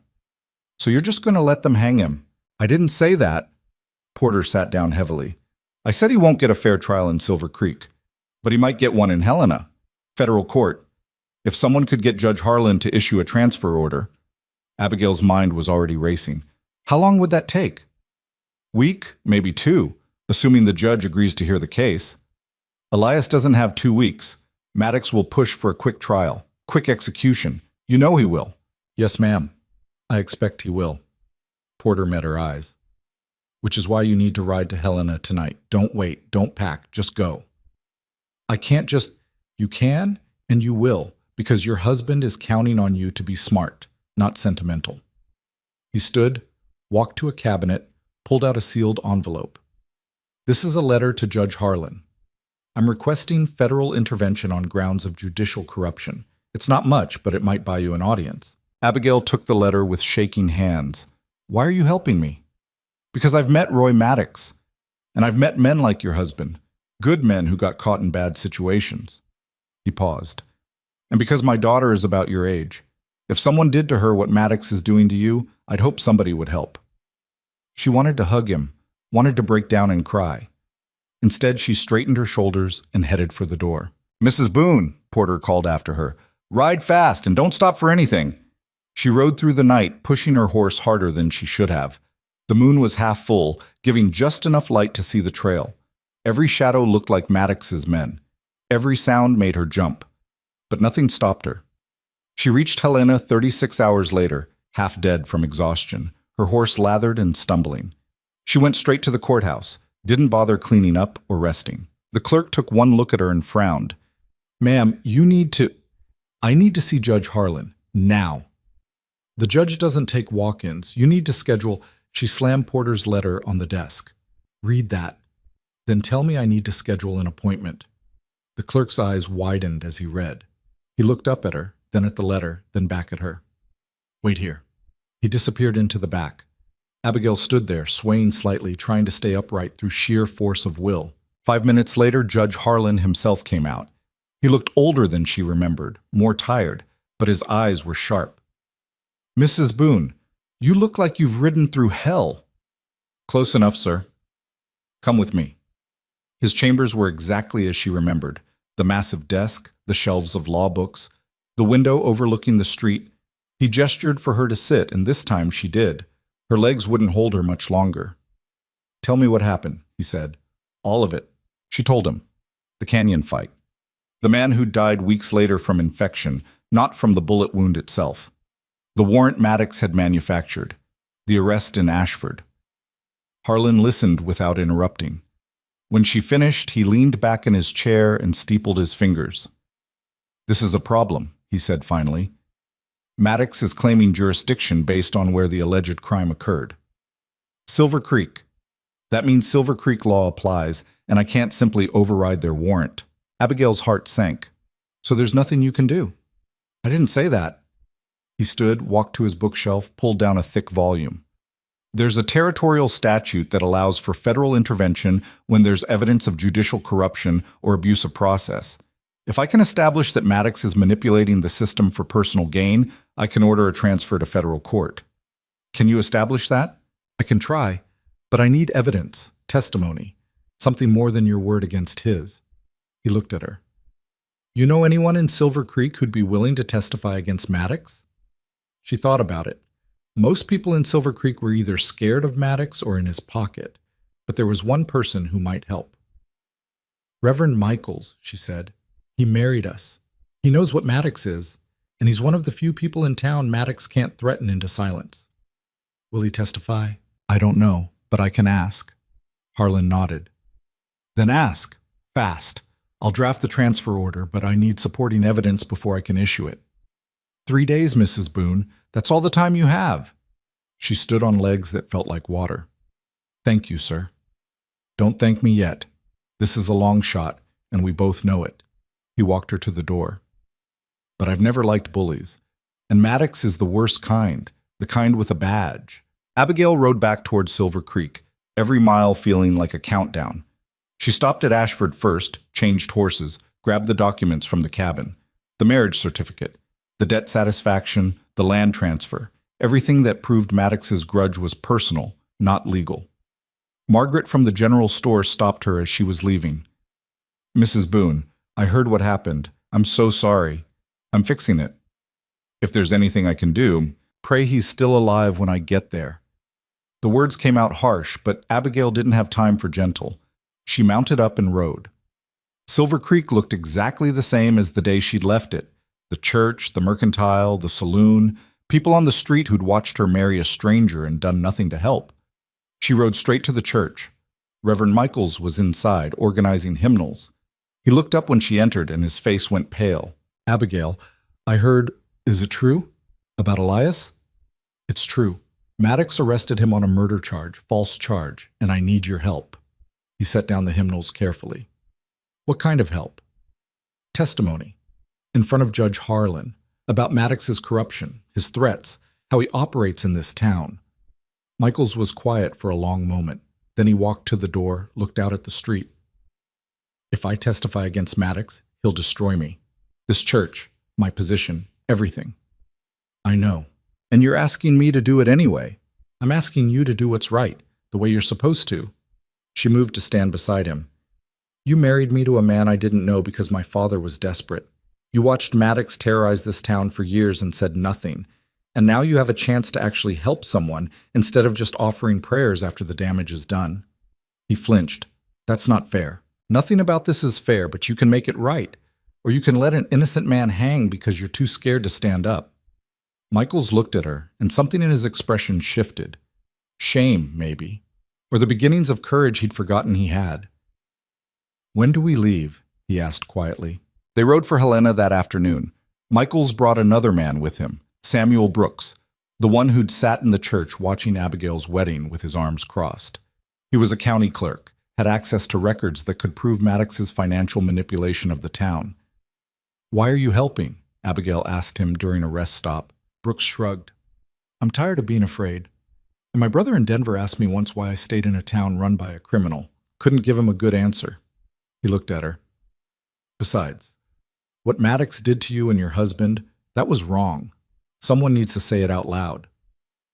They reached Helena late on the second day. Judge Harlan met with them immediately, took their statements, reviewed the financial records Brooks had brought. When they finished, he sat back and rubbed his eyes. "This is enough. Barely. But it's enough." He drafted the transfer order that night. Federal custody, federal trial. And most importantly, a stay of execution pending the hearing. "I'll send a marshal to Silver Creek first thing in the morning," Harlan said. "He'll take Elias into federal custody and bring him here. What if Maddox resists? Then the marshal has authority to arrest him for obstruction." Harlan's expression was grim. "But Maddox is smart. He'll comply. He has to, or he loses everything." Abigail wanted to feel relief, wanted to believe it was over, but she wouldn't feel safe until Elias was actually here, actually free. "Can I go with the marshal?" she asked. "To Silver Creek?" "No, ma'am. Too dangerous. Maddox might not hurt a federal officer, but he has no reason to show you the same courtesy." Harlan stood. "Go home. Rest. I'll send word when your husband arrives." She didn't go home. She couldn't. Instead, she took a room at a boarding house and spent the night pacing, unable to sleep, unable to think about anything except Elias in a Silver Creek jail cell, waiting. The marshal returned 2 days later. With him, in shackles but alive, was Elias. Abigail ran to him before they'd even dismounted. "Are you all right? Did they hurt you?" "I'm fine." He looked exhausted, thinner than when she'd seen him last, but his eyes were clear. "You did it. You actually did it." "Not yet. Still have to get through the trial. One thing at a time." He glanced at the marshal, who was unlocking the shackles. "Thank you for coming to get me. I was starting to think, I know what you were starting to think. Don't." She took his hand as soon as it was free. "We're finishing this. Together." The trial was set for a week later. Federal court, impartial jury, a prosecutor who wasn't in Maddox's pocket. It should have been a relief. But Maddox showed up anyway, sitting in the back of the courtroom with his lawyer, watching everything with that same calculating expression. The prosecutor presented the case.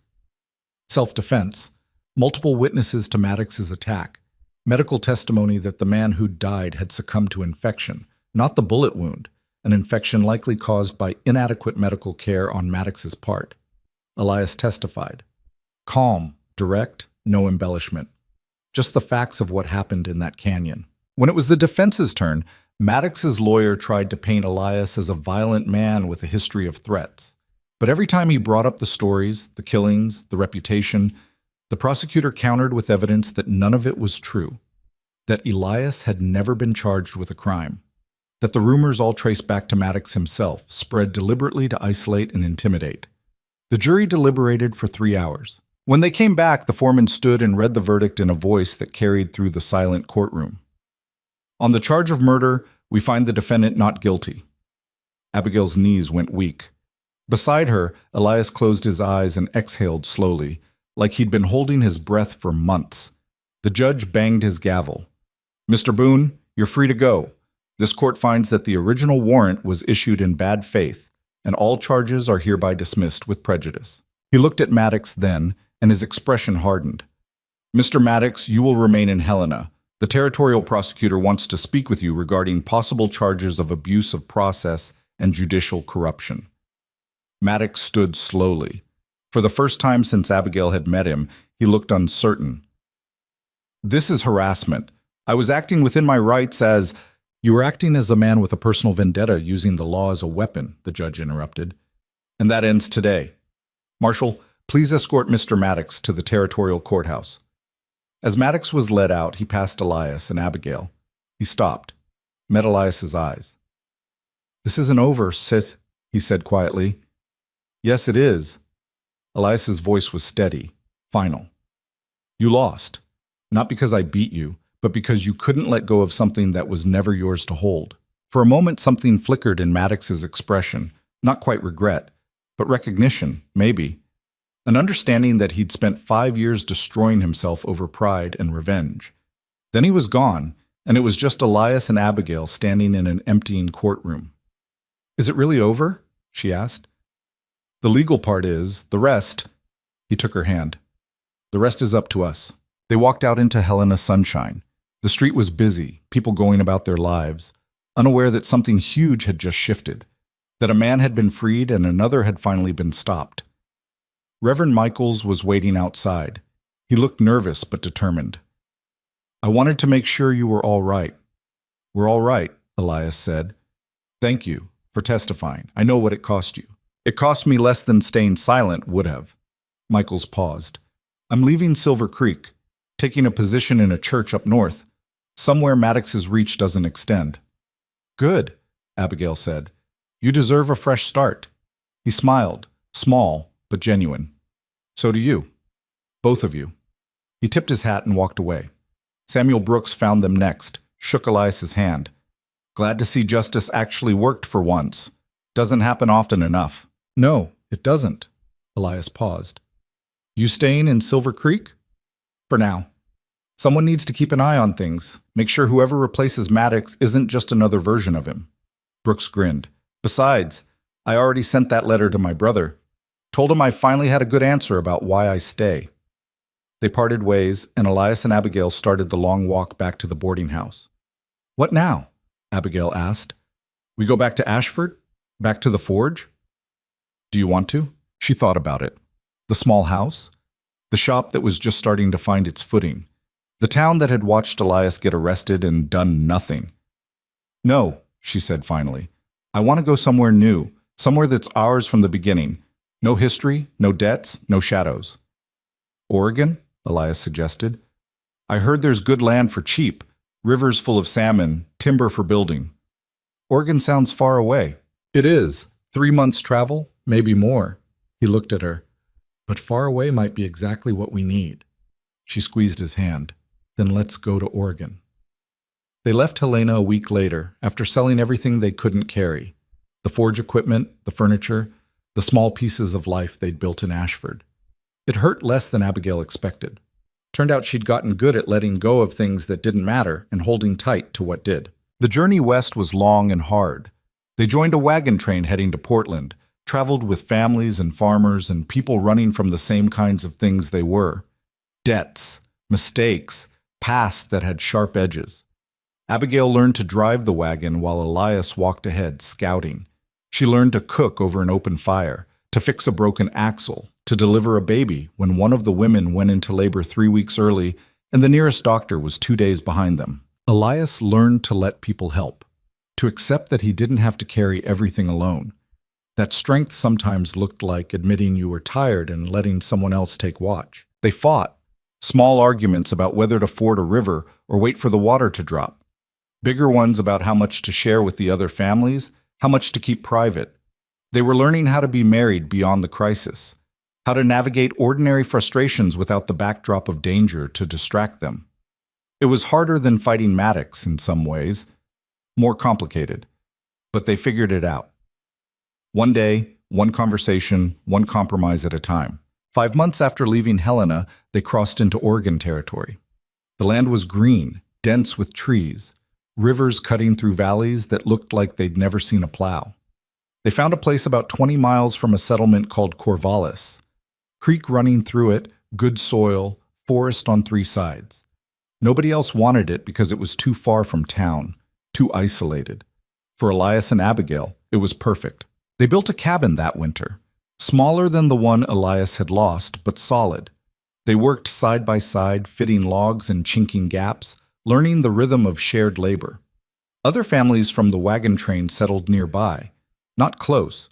This was Oregon, and people valued space, but within riding distance. They helped each other with harvests, with barn raisings, with the 100 small disasters that came from trying to carve civilization out of wilderness. Abigail started taking in mending work, then baking bread to sell in Corvallis. Her baking was better than her mending, and word spread. Within a year, she had enough customers that Elias built her a proper outdoor oven. He set up a small forge behind the cabin. Nothing like the shop in Ashford, but enough to make tools, repair equipment, earn money when the winter was too harsh for other work. They weren't rich, probably never would be, but they had enough. And more importantly, they had each other. 2 years after settling in Oregon, Abigail missed her monthly bleeding. Then the next one. By the 3rd month, she was certain. She told Elias on a Sunday afternoon while they were sitting on the porch watching rain roll across the valley. "I'm pregnant," she said, just like that. No preamble. He turned to look at her, eyes wide. "Are you sure?" "Pretty sure. I've been sick every morning for 2 weeks, and my body feels different." He was quiet for a long moment. Then he smiled, genuinely smiled, the kind that reached his eyes and transformed his whole face. "We're going to have a baby," he said, like he was testing the words. "An actual baby. That's generally how it works." He laughed, actually laughed. It was a sound she'd heard maybe a dozen times in all their years together, and it never got old. "I don't know how to be a father," he said when he stopped laughing. "I don't know how to be a mother. We'll figure it out together." She leaned against him, like everything else. The baby came in early spring, a girl screaming and red-faced and perfect. They named her Caleb, shortened to Callie, because Elias's brother deserved to be remembered as something other than a tragedy. Abigail held her daughter and thought about all the choices that had led to this moment. Her father's debt, the forced marriage, the fear and the fighting and the long, hard road to something like peace. She wouldn't wish any of it on someone else, but she also wouldn't undo it, because this, Elias sleeping in the chair beside the bed, exhausted from a night of pacing and worrying, their daughter in her arms, the cabin they'd built with their own hands, this was worth every hard mile. Callie grew into a fierce little thing, all stubborn determination and her father's dark eyes. She learned to walk early, climb before she should have been able to, and had opinions about everything. Elias was terrified of her. Abigail could see it in the way he held her so carefully, like she might break, and how he'd pace the floor when she cried, trying everything to soothe her. "You face down armed men," Abigail said one night, watching him try to get Callie to sleep. "But a 7-pound baby scares you?" "Armed men, I understand. This," he looked down at their daughter, who was finally starting to drowse. "This is someone I could fail, someone who depends on me not to mess up." "You're not going to mess up. You don't know that." "I do, actually, because you care about getting it right. That's most of what matters." She stood, took Callie from him, laid her in the cradle Elias had built. "The rest we'll figure out as we go, like everything else." Years passed. They added on to the cabin, another room, then a loft, then a proper workshop for Elias. Callie got a brother, then a sister. The valley filled in with more families, and eventually someone built a school. Abigail's bakery business grew until she had to hire help. Elias taught metalwork to some of the younger men in the area, passed on what his father had taught him. They got older. Life got easier in some ways, harder in others. There were lean years when the crops failed, hard winters when they burned through their savings just to stay warm. A summer when all 3 kids got sick at once, and Abigail didn't sleep for 5 days straight. But there were good times too. Harvests that came in heavy, birthdays and holidays, the quiet satisfaction of watching their children grow into people with their own thoughts and dreams.